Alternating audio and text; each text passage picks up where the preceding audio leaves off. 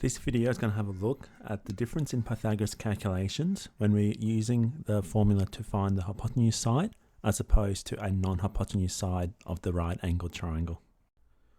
So to start off with, it's important to understand where is the hypotenuse side of a right angled triangle, because this is going to be what determines what formula you use when calculating Pythagoras.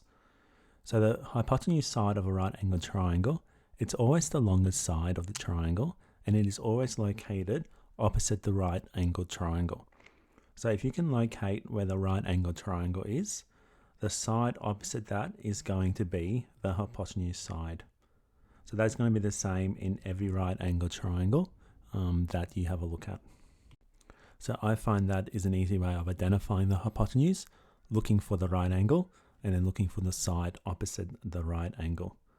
So when you are doing calculations and you've got to find the hypotenuse side of a right angled triangle, that's when we use our standard formula of c squared equals a squared plus b squared. So whenever you are finding the hypotenuse side, that is your go-to formula. C squared equals a squared plus b squared.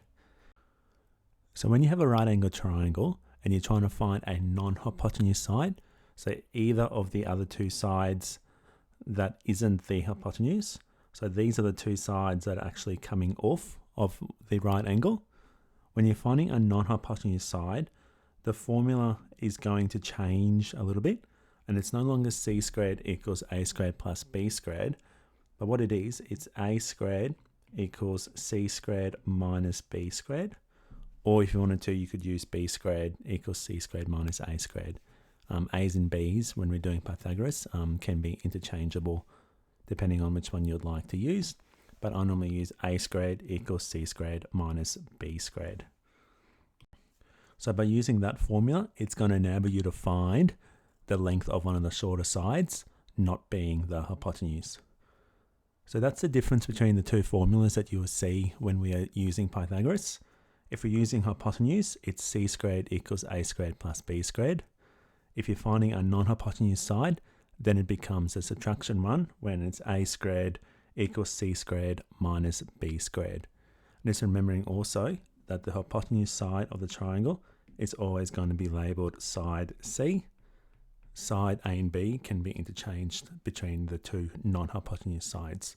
So let's have a look at an example of using Pythagoras to complete these calculations. So in the example, we have two triangles that we want to find the unknown side on. So looking at the first one, we want to find side W. Now having a look, side W is opposite the right angle. So that is going to be the hypotenuse side. So when we do our hypotenuse calculation, it's going to be c squared equals a squared plus b squared. So like in all of our maths calculations, we write the formula and then substitute in our values. So w squared is going to equal to 12 squared plus 22 squared. So w squared is going to equal to 628, because at this point I can work out 12 squared plus 22 squared.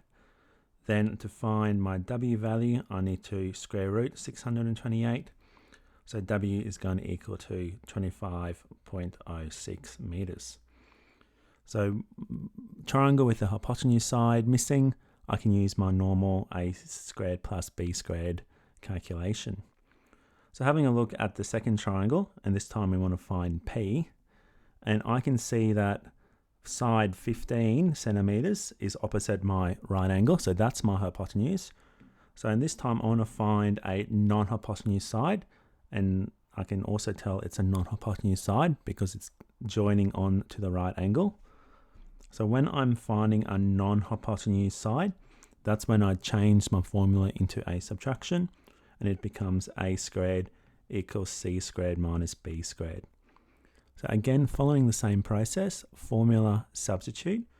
So p squared equals 15 squared minus 12 squared. So p squared is equal to 81. To find p by itself, I need to square root 81. So P is equal to 9 centimeters. So that's an example of a calculation where I'm finding a non-hypotenuse side using Pythagoras.